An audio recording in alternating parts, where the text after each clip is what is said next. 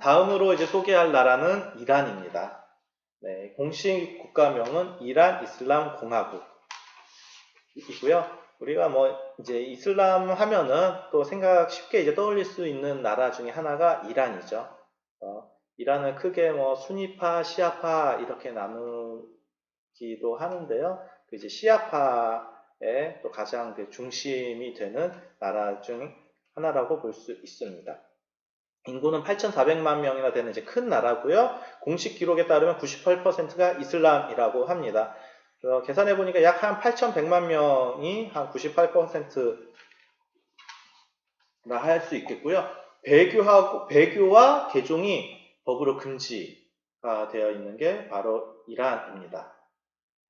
그런데 수많은 무슬림들이 지금 그리스도인으로 개종하고 있다고 합니다. 그리고 그 숫자는 너무나도 이렇게 잘 숨겨져 있기 때문에 알 수 없다고 해요. 엄청나게 많은 하나님을 만나고 경험하는 그런 무슬림들이 일어나고 있는 지역이 지금 이란입니다. 그래서 이 공식 기록보다 훨씬 많은 기독교인들이 이 나라 안에 있다고 합니다. 제가 한 선교사님을 통해서 이란의 이제 기독교인들의 삶에 대해서 좀 이렇게 전해 듣는 시간들이 있었는데요. 그 이야기가 좀 생각나는데, 기독교인을 만나가지고 당신 어떻게 이제 예배 드리러 갑니까? 라고 이제 물어봤대요. 물어봤더니 이렇게 대답했다고 해요. 교회, 우리가 생각하는 교회 건물은 아니죠. 예배를 드리는 예배 장소를 가기 위해서 자기 집에서 차를 타고, 차가 있는 사람 차를 타고 나오겠죠? 차를 타고 나옵니다. 나오는데 그 예배 장소의 반대로 가는 거예요. 반대로 뭐 한 15분, 20분, 뭐 많이는 30분 이렇게 자기 차를 끌고 가고 주차를 하고 그리고 대중교통을 탄다고 해요. 그래서 버스와 같은 대중교통을 이용해가지고 예배 장소 근처로 가고요. 거기서 또 한참 걸어서 가든, 어느 정도 거리가 있는 곳에 내려가서 또 다른 차를 대중교통을 이용해서 타고 가든, 그렇게 해가지고 뭐 한 1시간 반 정도의 시간, 뭐 길게는 한 2시간 정도의 시간을 삥 돌아가지고 예배 장소로 가는 거예요. 예배들이 끝나고 돌아오는 것 또한 그 반대로 이렇게 삥 돌아가지고 돌아오는. 그래서 한번 예배 드리러 가기 위해서 왔다 갔다 뭐 한 3시간, 4시간씩 이렇게 사용되는 일이 이렇게 비일비재, 뭐 당연하다듯이 그렇게 하면서 예배 드리러 간다고 합니다. 그 선교사님이 그렇게 예배 드리러 가는 그런 이제 개종한 그 기독교인에게 물어봤어요. 당신 왜 이렇게까지 하면서 예배 드리러 가는 이유가 무엇입니까? 성교사님이 뭐 그런 질문하는 것도 웃긴데, 이제 어떠한 마음으로 왜 그렇게까지 하면서 당신의 신앙을 위해서 하는 이유가 무엇인지 궁금하면서 또 듣고 싶었겠죠. 그러니까 그분이 그렇게 이야기를 했다고 해요.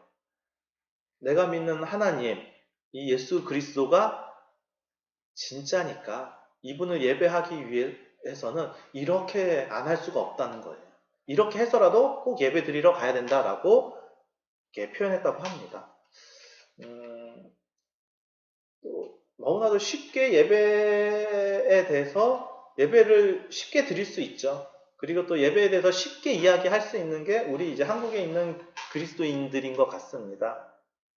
특별히 이제 코로나로 인해서 교회에서 예배 드리는 것에 대해서 많은 의견들이 나타나고 교회에서 드리기도 하고 못 드리기도 하고 다른 방법을 찾기도 하고 다른 곳으로 가기도 하고 뭐 여러 가지 방법들을 사용해 가지고 교회에 모이는 것에 다른 대안들을 찾고 있는 이때 한국 가운데 좀 생각해 보게 되는 것 같아요. 우리는 예배를 너무 쉽게 생각하는 것은 아닌가? 너무 쉽게 이야기하는 것은 아닌가? 이러한 것들이 좀 생각해 보게 되는 것입니다. 그래서 뭐 이렇게 이러한 땅에서 예배를 드리기 위해서 예배를 귀하게 여기는 그러한 마음들 우리가 좀 생각해 봤으면 좋겠고, 우리가 예배에 대한 그 마음, 이 시간에 제가 어디서 뭐 예배당에서 모여야 된다, 교회로 가야 된다, 뭐 이제 그런 거 이야기하는 자리는 아니니까는요. 근데 중요한 것은 우리의 예배에 대한 우리의 마음이 어떠한 건가는 한번 이때 꼭 점검해 볼 필요가 있지 않나 싶습니다. 지금 여기 사진은 이제 이란에 있는 한 도로고요. 하나는 이제 우리 서울에 있는 도로입니다. 서울에 있는 도로 뭐 아는 분들은 다 아실 것 같은데요. 테헤란로고요. 또 이란에는 서울로가 있습니다. 그래서 이 테헤란의 시장과 서울 시장이 같이 교류하기로 이제 협약을 하면서요. 이제 서울에 이제 테헤란로를 만들고 이제 이란의 서울로를 만들었던 것이에요. 그렇게 만들었고 이란은 저희 한국을 굉장히 좋아합니다. 좋아하고요. 그래서 뭐 결혼을 할 때 뭐 신혼 부부들이 이제 뭐 혼수 장만할 때 한국 TV, 삼성 TV, 뭐 LG TV, LG 냉장고 이러한 삼성, LG 이러한 것으로 그냥 쫙 맞추는 그러한 것들을 이렇게 유행이라고 해요.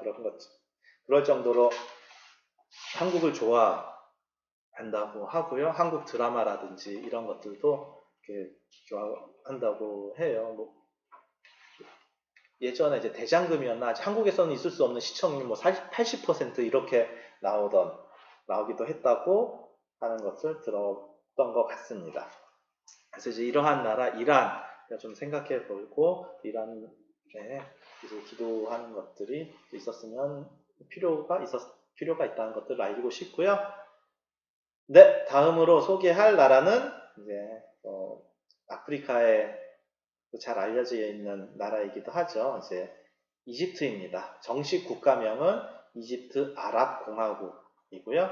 인구가 약 1억 1,300만 명입니다. 그래서 이제 아랍 국가들 중에서는 가장 인구가 많은 큰 나라라고 할 수 있고요. 이슬람이 90%, 기독교가 10% 정도 되는 그러한 나라입니다. 이슬람이 많은 것은 뭐 당연히 이제 아랍 국가이기도 하고 그 지역이기도 하고 그렇게 생각할 수도 있는데요. 기독교가 10%나 됩니다.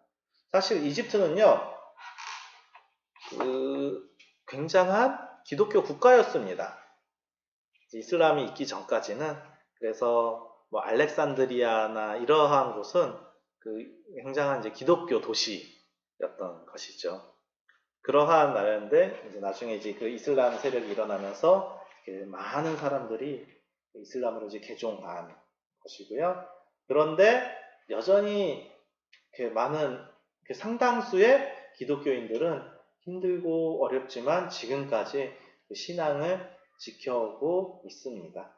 기독교 10%라고 하는 것은 그렇게 1000년 이상의 시간들을 어렵고 힘들고 고난 경제적으로 어려운 일들도 있고요.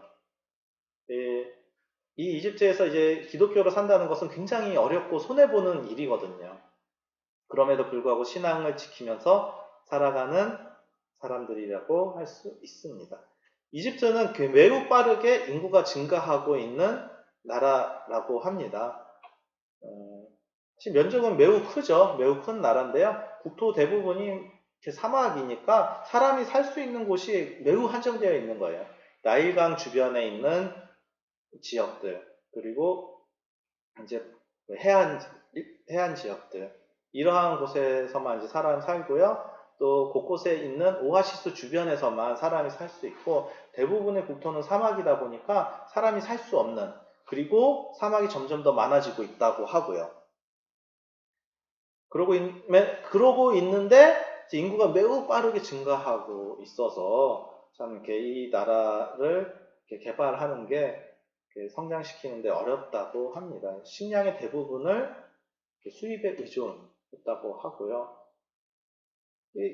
오래전에 뭐 로마 시대 이럴 때 보면은요, 이집트에서 생산된 농산물 이러한 것들이 로마로 많이들 수출하고 곡창 역할을 많이 했었거든요. 그런데 지금은 오히려 반대로 돼서 농업 생산물이 많이 이게 떨어지고요. 인구는 굉장히 많이 늘었기 때문에 대부분의 식량을 수입에 의존한다고 합니다.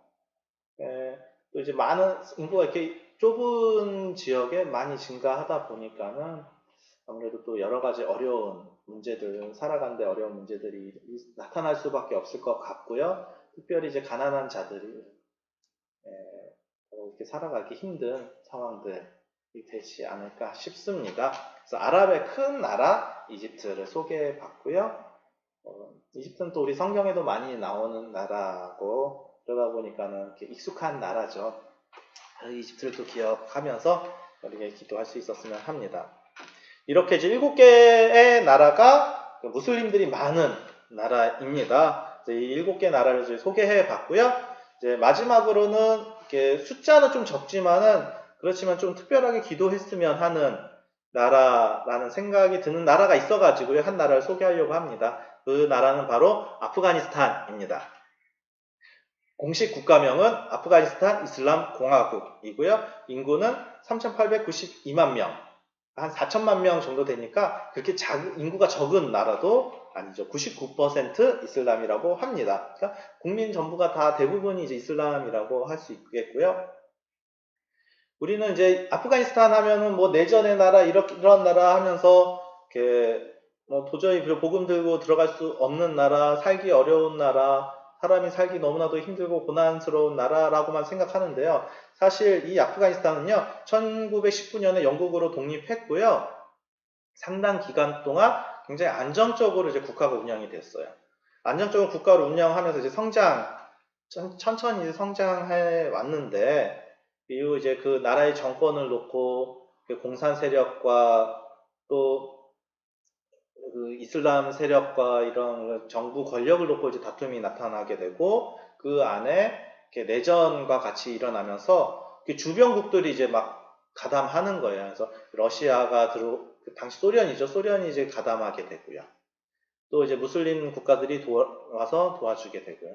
또 이후에 이제 뭐 미국까지 하면서 이제 이 아프가니스탄이라고 하는 이 나라에 그냥 이제 막 여러 나라에 들어와서 이제 전쟁하게 되는 일들이 일어나게 됐고, 그래서 참 이제는 회생하기 굉장히 어려운 그러한 나라가 되었습니다.